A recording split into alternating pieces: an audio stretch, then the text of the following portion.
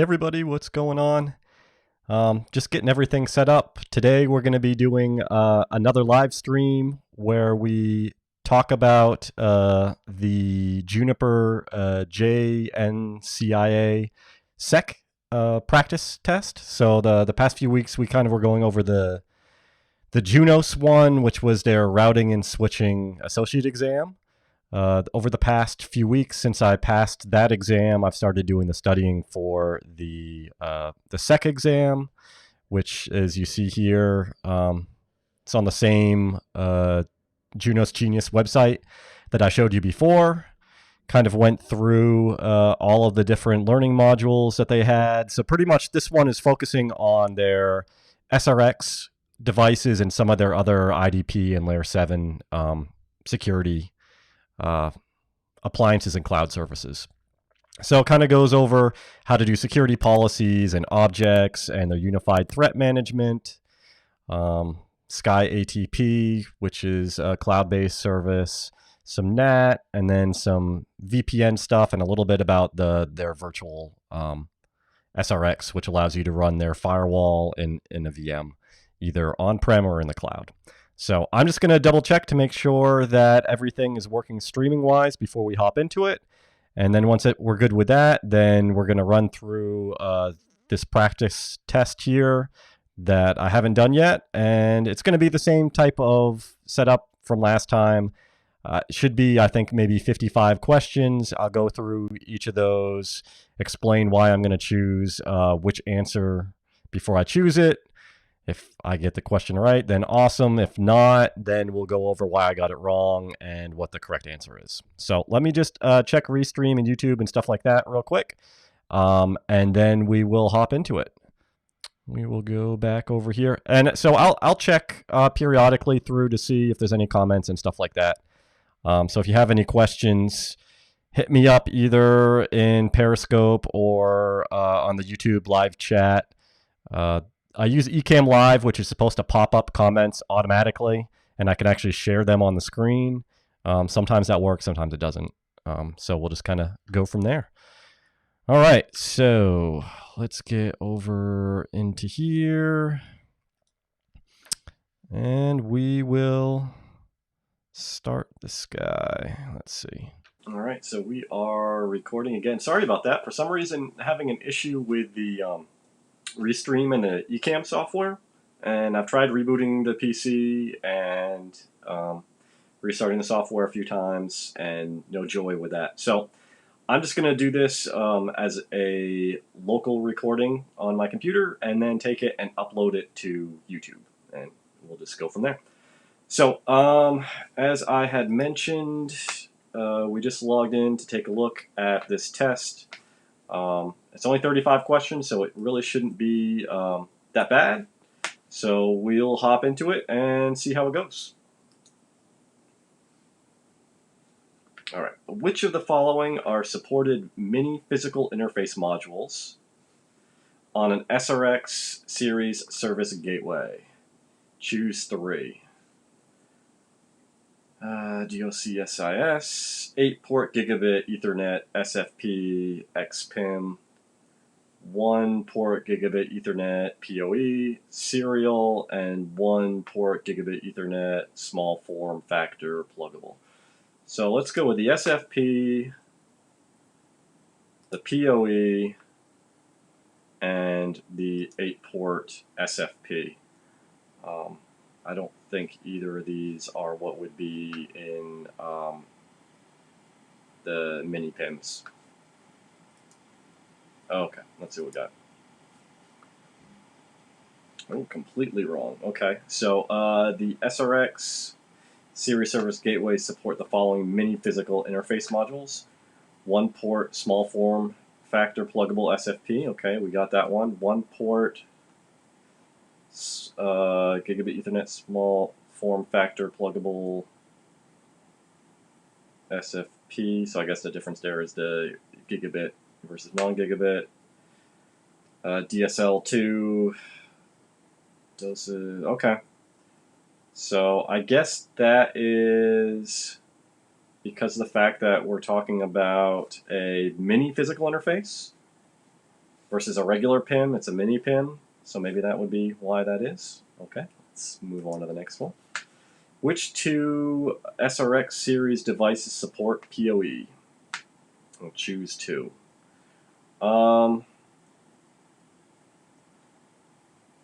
Let's go with the smaller ones, just because those are the ones that would be used for branch offices and more than likely would be trying to do something like supporting PoE. I bet you it's not going to be that, and it's going to be the 650. Let's see. Yeah. So it's the 210, the 240, the 320, the 550, and the 650. Okay. So it's not going to be a 300. I think that's a herring as far as that not being a possible real device. Let's go on to the next. Which two of the following does a default configuration on a SRX 300 include? A default gateway does not have that. An untrust security zone, it does have that. A DHCP client on GE000 or DHCP client on GE001. Well, since this is going to be the first interface available on the device, I'm going to go with those two. Okay. What match criteria does an SRX series device's network processing unit, NPU, use to determine if a flow already exists for a packet? MAC address, inbound interface, source port, unique session token for a given zone and virtual router, and protocol.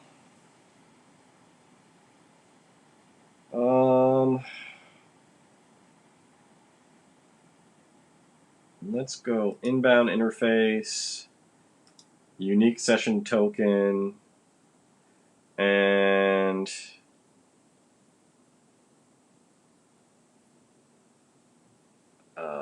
that's a good one.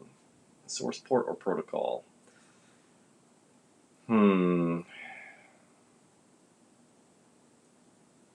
Let's go source port. Nope. Source port, unique session token number, and protocol. Okay, so not the inbound interface, should have been protocol. Okay. The vSRX is available for which two of the following hypervisors? It's Hyper-V and KVM. Okay. Also VMware as well. When traffic has met match criteria, which options are available to be performed on the traffic?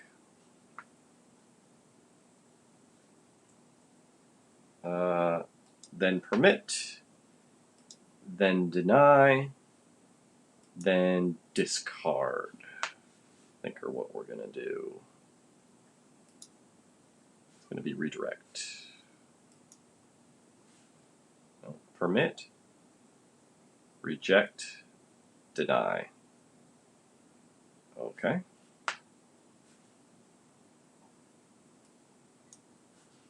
After a packet is not able to be matched to an existing session, what is the next service to inspect the packet?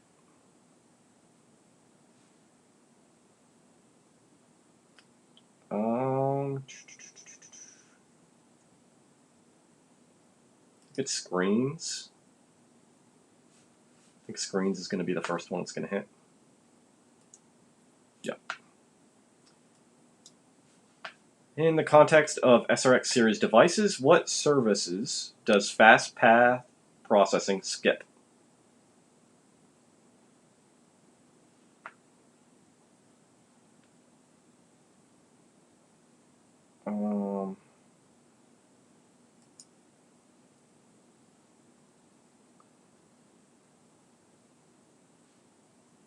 Screens and so fast path processing is going to be like if it already knows that it has a session already established for it. So let's go screens and policy. Oh. Zones, screens, and service ALGs are applied to both. Okay. That makes sense. So screens are going to be like doing denial of service type of prevention, and ALGs might be doing some other types of things there. So, okay, next question. Which is the correct syntax representation of a wildcard address for an address book entry?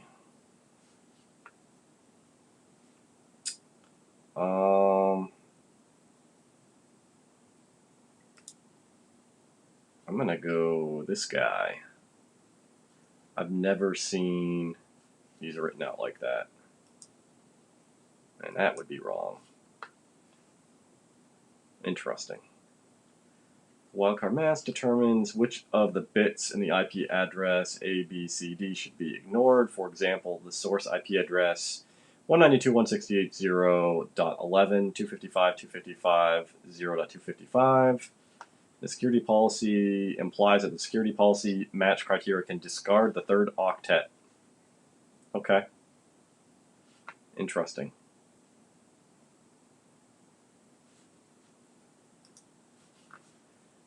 What security component is a collection of one of more network segments sharing identical security requirements? A security component is a collection of one or more network segments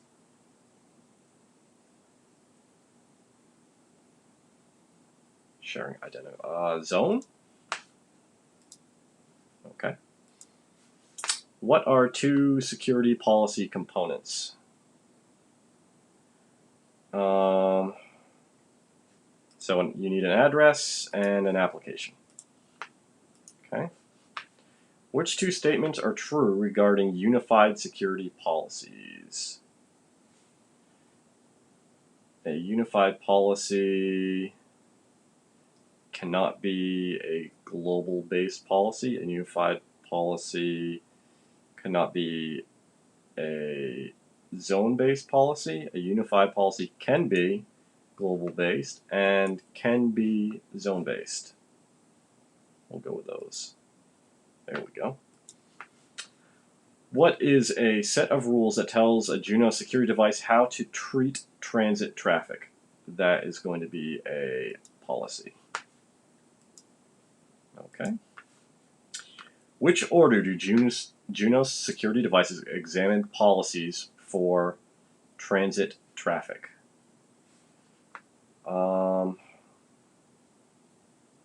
So we'll go default policy is last. Let's go zone policy, global policy, default policy. There we go. Which two criteria are correct when considering security policy rule ordering? Rules with more specific match criteria should be listed higher. That is correct because it's read from the top down. By default, new rules go at the end of the list. That is correct as well. Which two statements describe the GeoIP feature of SkyATP? GeoIP uses dynamic address entries. It uses static address entries. The SRX device does not need connectivity with the SkyATP for cloud for GeoIP to function properly. So it does need it, and I'm going to say that it's going to use dynamic address entries. Okay. Which two statements describe the CNC command and control threat prevention feature of SkyATP? CNC threat prevention stops compromised hosts in your network from communicating with known CNC servers. That sounds correct. CNC threat prevention stops users on your network from downloading malicious software from web servers. CNC threat prevention can stop hosts on your network from unwillingly participating in a DDoS attack. CNC threat prevention stops users of your network from downloading malicious software from an email server.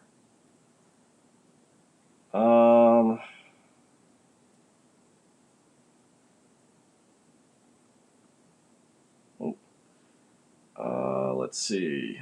Threat prevention stops users of your network from downloading malicious software from web servers. Let's go stopping it from unwillingly participating in a DDoS attack. I'm assuming because we're talking about command and control, and if it's trying to connect back and give commands to your computer to be part of a DDoS attack. Yes, okay. Which two statements are true about Sky ATP email protection? Sky email protection inspects SMTP traffic. That is correct. Sky ATP email protection inspects IMAP. Inspects POP3. And protection inspects MAPI. For some reason, I think that it doesn't protect against IMAP and POP3. So I'm going to go those two. So POP3 and MAPI is what it doesn't, but it does do IMAP. Okay. Let's see. If you need to protect against malicious files that might be downloaded through web-based email, which Sky ATP protection mechanism should you use? Well, I guess that depends on...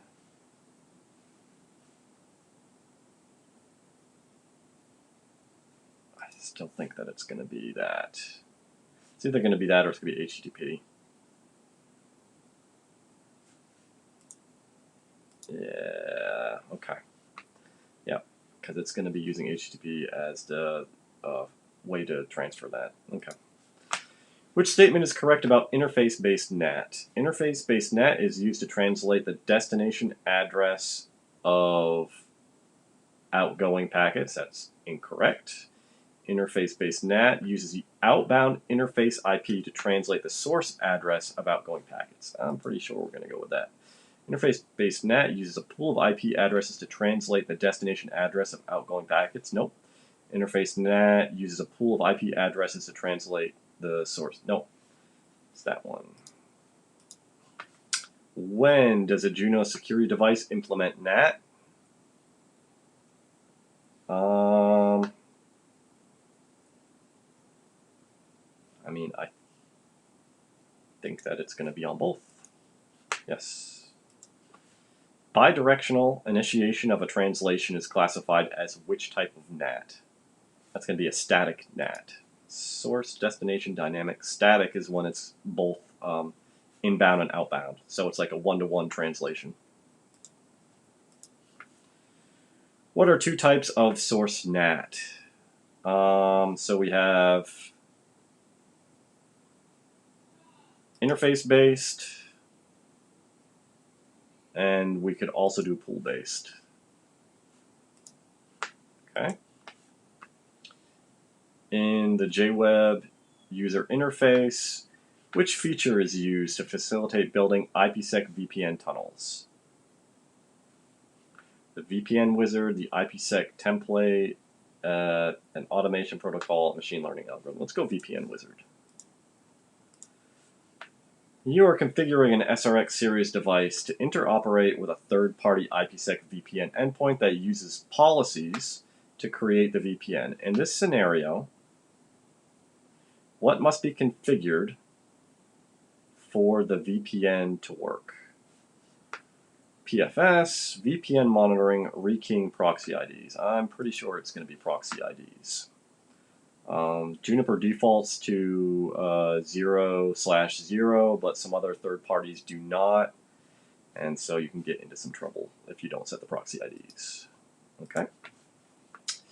When considering secure VPNs, what are three major security concerns? It's going to be the CIA triad. So let's go integrity, authentication. Wow.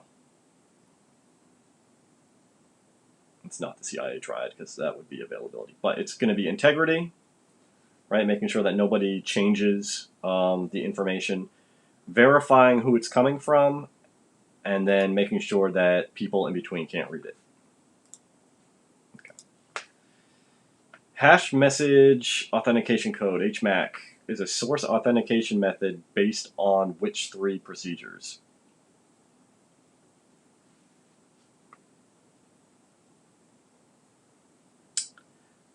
It adds a pre-shared key, so adds a certificate to the hashing process.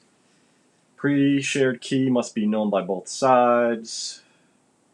Adds a pre-shared key to the hashing process. Validates data integrity and verifies that the data came from the proper source. Pre-shared key must be a minimum of 16 alphanumeric characters. Let's say pre-shared key must be known by both sides. Adds a pre-shared key to the hashing process, and it validates the data integrity and verifies that data came from the proper source. What is the correct order for processing UTM traffic within the Junos Flow module services?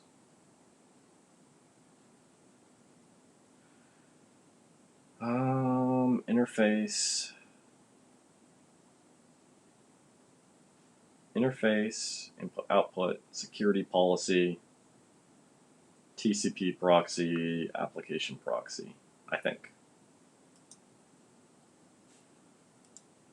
Yes. Okay. A security administrator wants to deploy application control policies to allow or deny traffic based on dynamic applications in an organization's Amazon Web Services deployment. Which action would accomplish this task? So we are going to deploy a VSRX with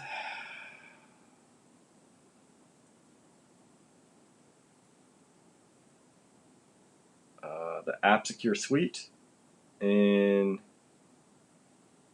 AWS and configure the app firewall. I'm pretty sure it's going to be that because we want to. Dynamic applications is the key thing here. And web filtering is not going to be dynamic. So you're going to have to use the app firewall for that. Okay. Which statement is correct about the antivirus feature on an SRX series device? The Sophos antivirus feature is less CPU intensive than the full file-based antivirus feature. The full file-based antivirus feature is less CPU intensive than the Sophos antivirus feature. The full file-based antivirus feature allows you to create local whitelists and blacklists. The Sophos antivirus feature supports a different set of protocols. Let's go that Sophos is less CPU intensive. Okay. All right, 5 more questions. Which 3 features does the Unified Threat Management UTM include? So IDP, IPS, anti-spam, antivirus, content filtering, and screen filtration. I am pretty sure that both of those come without UTM, and those are license-based. Fingers crossed. Oh! It's going to be content filtering, and we'll see which one. Yeah, anti-spam, antivirus, and content filtering. So the IDP and IPS, maybe that's because you can do that without the license and put in your own rules. Yeah. Okay. You are installing a Junos-based log collector VM for large-scale deployment. What are 2 valid node types for this deployment?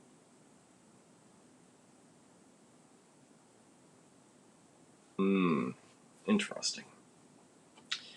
Let's see. You're installing a Junos-based log collector VM.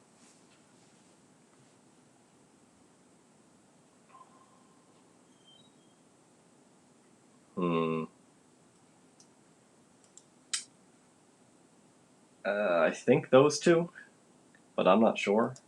Yes, okay. You have downloaded the package Junos SRX ME, blah, blah, blah, blah, blah. Based on the naming convention, which two things are true about this release? Well, it is FIPS compliant because it is domestic, and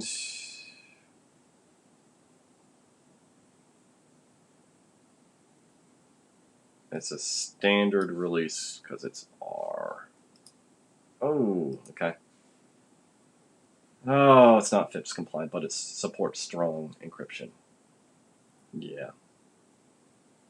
Okay. We'll tighten that one up. Prior to creating reports by the routing engines, what must be enabled on an SRX series device? I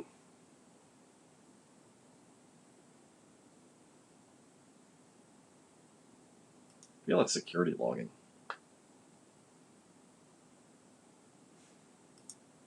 Yeah. On an SRX series device, which two troubleshooting utilities are available within the JWeb interface? Ping host and traceroute.